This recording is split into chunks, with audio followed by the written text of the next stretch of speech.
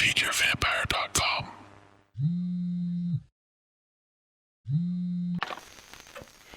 Are you afraid? I'm not a ghost. We've met before. Don't you remember? You're gonna like your new room. Come. We're all waiting for you.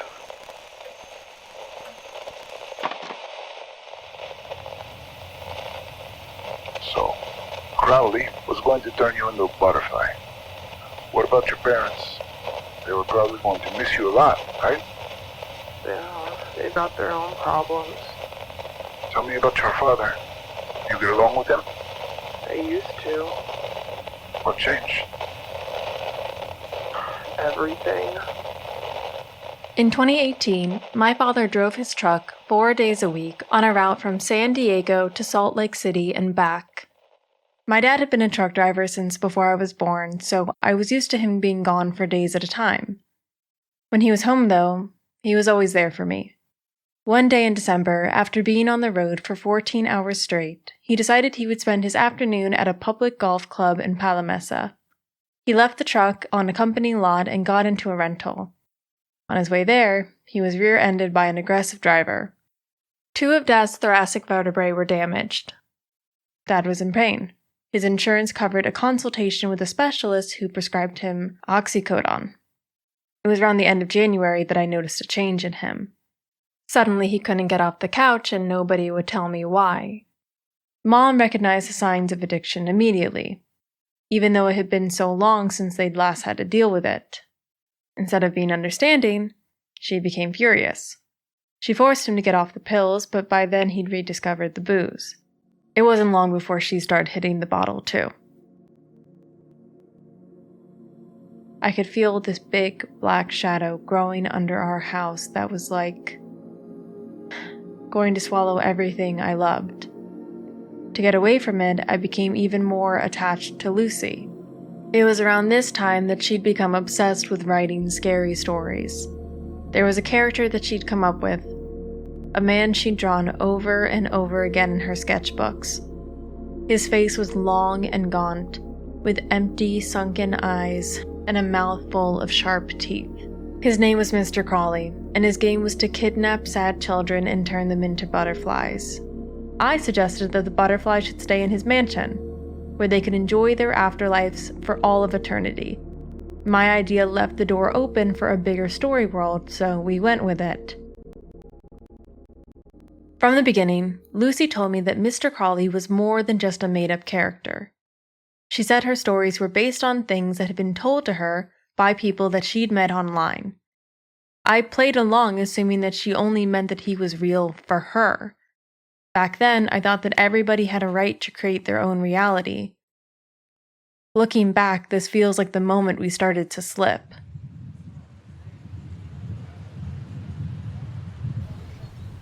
On February 1st, 2019, the word vampire appears for the first time in my diary. Lucy told me today she's a vampire, but she says she doesn't drink blood. Being a vampire to her means getting into people's heads and drinking from them with a psychic straw.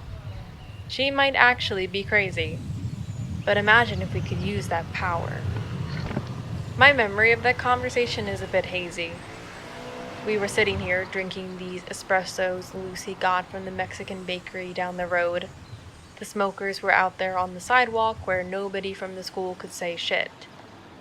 Lucy was like, "I'm a vampire, you know." We started playing this game to see if we could control the smokers, like how kids try to change the shapes of clouds. She was like, "He's gonna drop his cigarette. He's gonna drop it. Just watch." It didn't work at first. But then somebody did drop their smoke, and I was like, holy shit, you totally mind controlled that. Lucy said she could put ideas into people's heads. For example, she said the reason I had a dream about Jack is that she knew she was going to meet me, so she planted the idea in my head as a joke. I can tell from what I wrote in my diary that I smelled BS. Still, I wanted to believe her. Subconsciously, I think I started to act as if I did. I can't blame Lucy for everything that happened. What I added to the Crawly stories just shows how desperate I was at the time. I didn't know that butterflies as souls was a staple of folklore from around the world, especially the souls of children. It came to me because I needed something like that to be true. To me, all butterflies were the same. I know there's like 17,000 species of butterflies in the world, but in my head, I pictured swarms of identical white butterflies gushing like blood under Mr. Crawly's knife. All of them, perfectly bright and spotless. What I mean is that a butterfly to me was not an individual thing, but part of a whole, which is another way of saying that in Crawly's mansion, I would never be lonely again.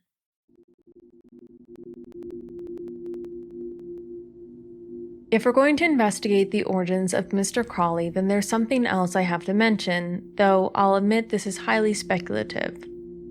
In the wake of Lucy's death, a lot of people tried to find a link between our stories and real-life crimes.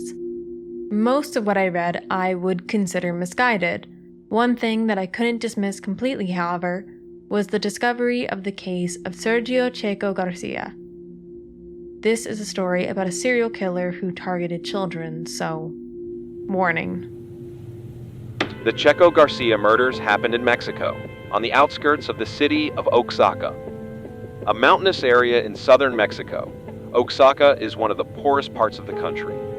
The area where Checo lived was slum-like, closer to the city limits. Most of the houses you can see in pictures from there are little more than concrete blocks with tin roofs. Despite the fact that these neighborhoods are densely populated, none of his neighbors suspected anything. That might be because his murders weren't actually conducted at his home, but in a wooden shack he'd built about 2 miles up the side of the mountain. Not much is known about Checo's childhood besides the fact that he was raised by an aunt who was herself convicted of running a brothel. It's been speculated that he may have been forced into prostitution when he was 13, and that, eventually, he joined her in managing the business by recruiting other children. Of the murders he committed, none are considered to be of a specifically sexual nature, nor was he exactly, as some people have labeled him, a cannibal. So what did Checo do? He is responsible for the murder of 7 boys between the ages of 9 and 13. After their abduction, each boy was taken to his shack and killed rather quickly with a single long cut across the throat. What makes Checo unique is that during the murders he carefully collected the blood of his victims and used it in various ways. In addition to drinking it, Checo used the blood of the children to paint pictures on the walls of his shack, as well as on other objects he used as canvases. It was for this reason that he became known as Mexico's vampire killer.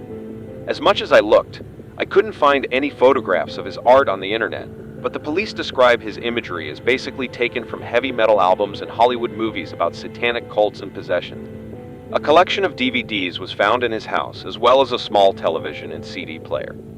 He was an artist who found some kind of power in demonic imagery. What Checo wasn't is any sort of criminal genius. He didn't even try very hard to hide what he was doing, though he made sure to kidnap children from all over the city, and not exclusively from his neck of the woods. Their bodies were left on the mountain to be eaten by coyotes and wild dogs afterwards. Like it says in the video, no pictures of the paintings he supposedly did were ever released to the public. What I did find, however, were photographs of the murals that were done on the walls of the buildings, close to where the murders happened. These murals depict 7 white butterflies escaping into the rays of the sun, sometimes passing over a rainbow in the sky. Under each of them, there's a name of a boy who was murdered.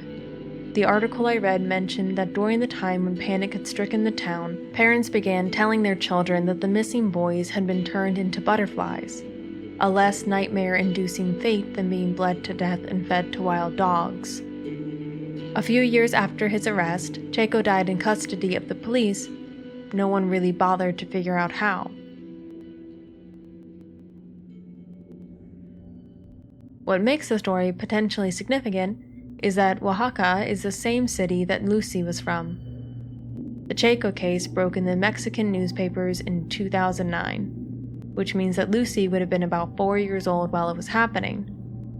Is it possible that the Chaco Garcia murders influenced Lucy's imagination at such a young age?